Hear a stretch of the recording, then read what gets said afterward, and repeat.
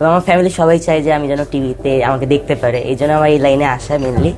দেন আমার সামনে ডান্সের কাজ আছে, সামনের মাসে আমার 2টা ডান্সের প্রোগ্রাম আছে, বিগ বিগ, একটা হচ্ছে রংপুরে আছে বেগম রোকেয়া ইউনিভার্সিটিতে, আর একটা আছে ঢাকাতেই। কিছুদিন আগে আমরা যেমনটা দেখেছি আপনার আইডি চলে গেছিল সম্ভবত, তো তখন কিভাবে ঘটনাটা বা কেমন লেগেছিল আসলে, সেটা কি এখনো ফিরে পেয়েছেন কিনা? হ্যাঁ, কিছুদিন আগে আমার কয়েকদিন আগে আমার আইডি চলে গিয়েছিল, তো ওই ব্যাপারটা খুবই কষ্টজনক। কারণ ছোটবেলা থেকে একটা আইডি এত দূরে নিয়ে আসা, যারা করে তারা বুঝতে পারে আর কি।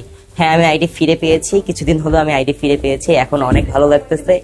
নিজের আইডি চলে যাওয়ার পরে অনেক খারাপ লাগে, যেটা যাদের চলে যায় তারা বুঝে। তো এখন আমি ফিরে পেয়েছি, অনেক ভালো লাগতেছে। এই যে মিডিয়া জগতে কিভাবে আসা, একটু যদি শেয়ার করতেন আমাদের সাথে। হ্যাঁ, মিডিয়া লাইনে আমি ছোটবেলা থেকেই অভিনয় শিখি, প্লাস ডান্স করি। তো মেনলি আমি ডান্সের বেশি প্রোগ্রাম করতাম, ডান্স করতে আমার খুবই ভালো লাগে।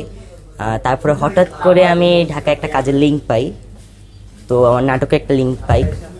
তখন ওইখান থেকেই আমার রংপুর থেকে ঢাকায় চলে আসা, ঢাকায় সেই কাজ করার পরে একটা ভালো লাগা তৈরি হয়ে গিয়েছে।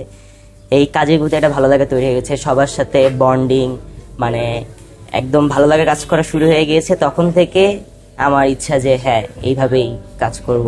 এই যে মুশফিক বা ফারহানের সাথে আপনার অভিনয় করা হয়েছিল, সেগুলো যদি একটু শেয়ার করতেন আমাদের সাথে, কিভাবে ব্যস্ত সময় কাটিয়েছিলেন, তখন আসলে বিশেষ কোনো মুহূর্ত আছে কিনা? হ্যাঁ, তখন তো আমি ফার্স্ট টাইম কাজে এসেছি ছোটবেলায়, তো তাদের সাথে অভিনয় করে আমার অনেক ভালো লেগেছে। তারা আসলে খুবই ভালো মানুষ, তারা নিজের কাছে আগলায় নিয়েছে, তারা আমাকে বুঝাই দিয়েছে যে হ্যাঁ, এই সিনটা এইভাবে করতে হবে, বা আমার কোথাও ভুল হলে তারা শিখিয়ে দিয়েছে যে এইভাবে করো, এইভাবে করলে তুমি করতে পারো ভালোভাবে।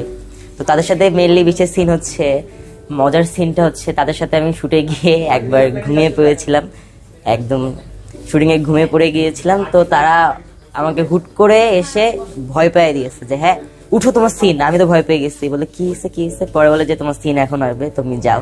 পরে হচ্ছে এইভাবেই, তারা আসলে অনেক ভালো মানুষ। সামনে আসলে কি করতে চাচ্ছেন, মিডিয়াতেই থাকবেন না অন্য কিছু? হ্যাঁ, আপাতত মিডিয়া লাইন নিয়ে এগিয়ে যেতে চাই, তারপর সাথে পড়াশোনা তো আছেই। তো মিডিয়া লাইন নিয়ে এগিয়ে নিতে চাই। আর হচ্ছে ডান্সের বিষয়টা, আমি ডান্সের দিকে বেশি ফোকাস করি, কারণ আমার ডান্স পার্সোনালি অনেক ভালো লাগে এবং আমি ডান্স করতে পারি ভালোভাবে। দেশে দেশে সবার সাথে দ্য নিউজ।